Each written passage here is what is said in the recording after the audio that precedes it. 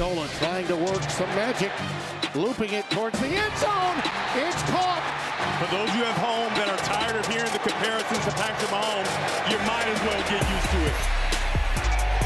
Intercepted. Malcolm Hartzog is second of the year. C.R. Wright again. You got to be kidding me. He's having the game of his life. Emmett Johnson. Speeds in. Touchdown, Nebraska. One of Matt Rhule's main priorities when he took over in Lincoln, get Nebraska back to the postseason. Did that in 2024 as the Huskers won 7 games, the most since 2016. Dana Holgorsen took over as OC midway through last year. Now he has a full season to work with quarterback Dylan Raiola, who struggled late in the year but showed flashes of the brilliance that have Husker fans so excited. And of course, you look back at Matt Rhule's previous history, year 3 has been the season where his teams have made their biggest strides. Will that be the case for Big Red in 2025? Take you to the stage once again. Listen in to the head Husker. Appreciate the opportunity to be here. Want to thank my wife Julie for coming along with me, and excited to have a chance to visit and talk a little bit about Nebraska. Challenging times in sports. Want to thank Commissioner Petiti. You know, I've had a chance to be behind the scenes and all the work that he's doing to try to protect our game, the greatest game that there is. So very grateful to the Commissioner, all the people that work at the Big 10, AJ, Eads, all the people that fight each and every day to make sure we have the best product that we can have. So grateful for them. Excited to represent the University of Nebraska. Amazing leadership from Dr. Jeff Gold, from standing on the sidelines to helping us knock down barriers to make this the program we wanted to make it. Troy Dannon, amazing leader, tremendous person to walk alongside as we do something really hard, and grateful for him. Haven Fields, Dr. Susan Elza, just grateful for all the people that are here. I like to coach football because of the players. I have so many guys I could have brought, but Deshaun Singleton, Marquise Buford, Henry Lutovsky, Dylan Raiola, just tremendous leaders, tremendous representatives of what we're trying to get done. I'll answer your questions, but I'm proud of all the things that we're doing. We're at a whole different place academically. You know, we're talking. People ask me about Rev Share. They'll ask me about the playoffs. This is still a place where young people can transform their lives through education, and I think we're doing that at a high level. 3.3 cumulative GPA. I'm proud of all the guys. 86% of our guys are over a 3.0 cum. So we're getting it done in the classroom, and now it's time for us to continue to get it done on the football field. And if I say one thing, I'll say this: we like our football team. We like our football team a lot. We believe in the guys. It's those 4 guys I mentioned. It's all the guys back in Lincoln. We believe that we can play with anybody, and we've had our highs and lows, our ups and downs.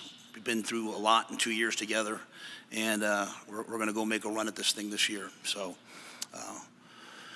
I'm grateful to coach them. It's been probably the most fun I've had in a long time, and excited to talk about them. So with that, I'll answer any questions that you guys have. Coach, we got a few questions on your right side, first row.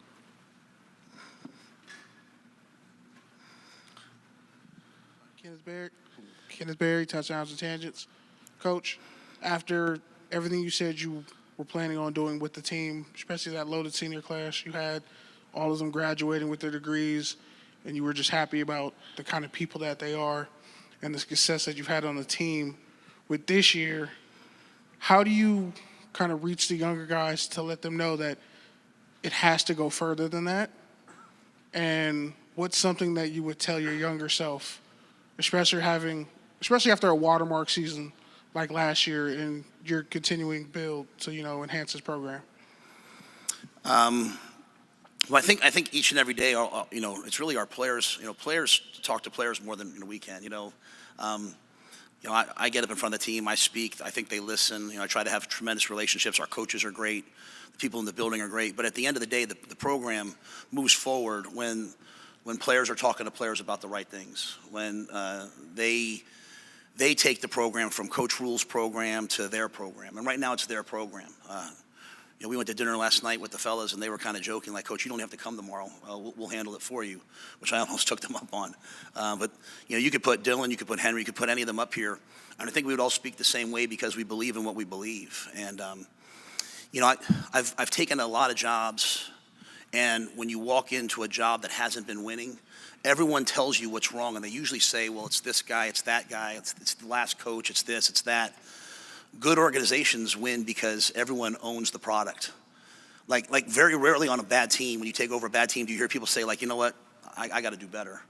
And the reason why I believe that we're about to make the jump that we're going to make is because each and every day, whether it's our administration, whether it's the people around us, no one's saying it's this person's fault, it's that person's fault. Everyone's owning the product. And so, yes, we have to win more.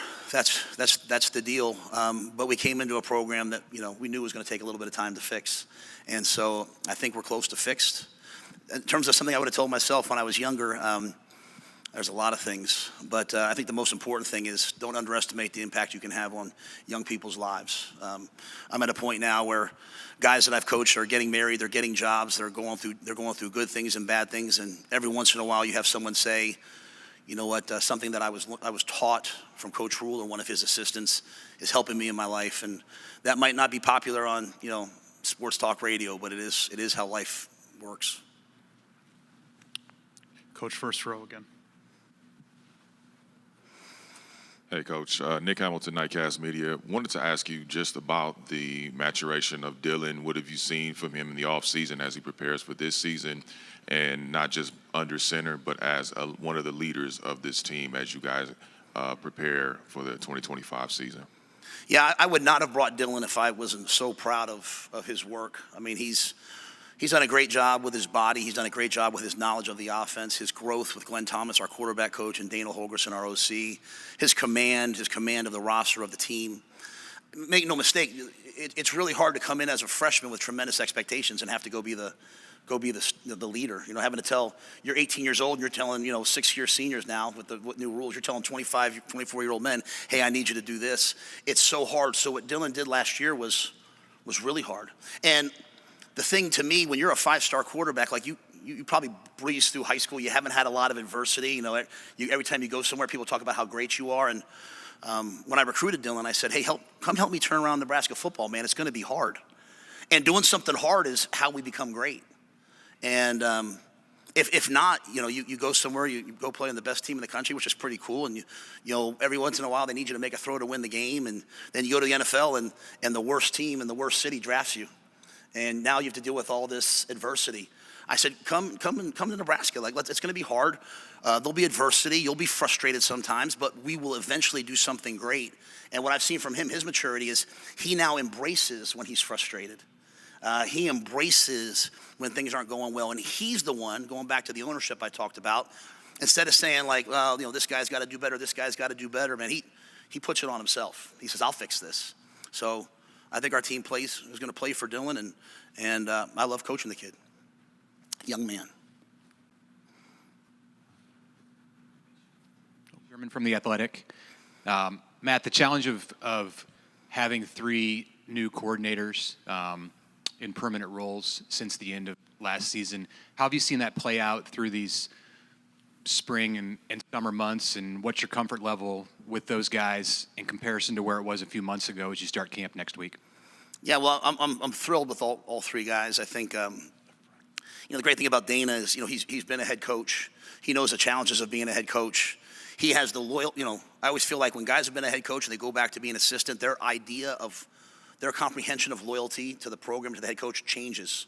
I mean, it's so hard to sit there as the head coach and make these decisions and have everyone be like, well, we should do this and we should do that. So Dana's elite in that, and I think my trust in him, where I bring a lot to him. I sit in his office like, hey, what do you think we should do here? What do we think we should do here? Eck just brings a ton of energy and belief. I think our guys believe so much in what we're about to do special teams wise. And then, I think John, the great thing was he was in the system. So, he knows what we've done, but he has so much knowledge from his time in the National Football League. He had the #1 secondary in Buffalo, I think, for like 5 years. And so his ability now, it's been an adjustment for him probably coming to college. And, you're not just coaching pros now, you're training guys. And so training and teaching guys, he had a chance to do that as a position coach. And now as a coordinator, I think he's done a wonderful job. He's meticulous. He's got some great guys there with him. He's got Phil Snow right there by his side. A guy that people don't talk about enough is Rob Dvorak. Rob's been with us every stop. Rob's going to be a coordinator someday. He's a special coach. But he knows all sort of the history of everything. And so we just have great people, you know, and I'm blessed to down Corey Campbell, Kristen Coggin, the people down Mitch handling sports science. Like, there's some days I walk in and Mitch, I don't know what my job is, you know, other than to recruit and go be a part of the players' lives. So the coordinators are going to do a great job. I'm very pleased. Coach Lynn Harrington with Stay Alive in Power 5. How you doing today? Good. How are you? I'm all right. So I know you're very familiar with Jack Hoffman, you know, who passed earlier this year. And a couple of days ago, you did the Team Jack run with the team. Is there going to be any, like, special dedication for the season to Jack coming up? You know, I don't want to preempt our people that handle all that. So obviously, we've always had a game honoring Team Jack, and I'll let them announce that at their time, kind of how they want to do things. But thank you, though.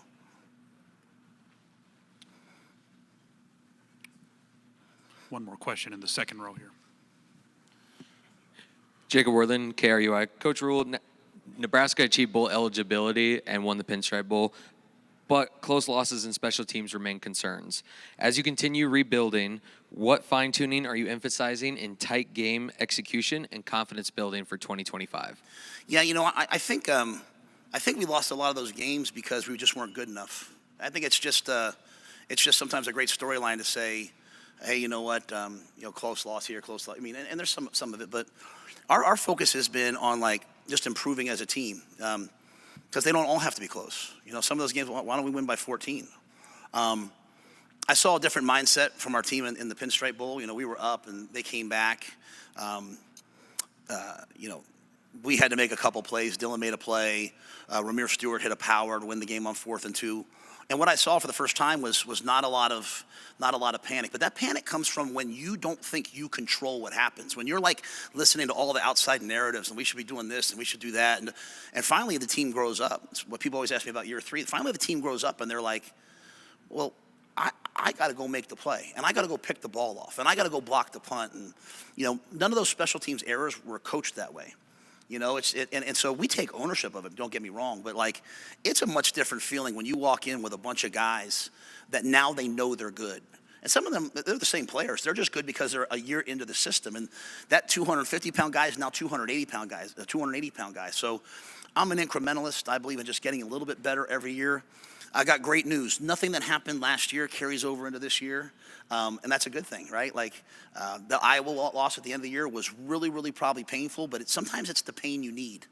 It's the pain that spurs you forward in the offseason when, you know, guys get a little bit complacent, and there's no complacency at the University of Nebraska right now. Our guys all understand that we've got good enough players. Well, we have an excellent roster. We're fast, we're explosive. We've got veterans where we need to. We're good on the lines. We've got great coaches. But we're going to have to go perform.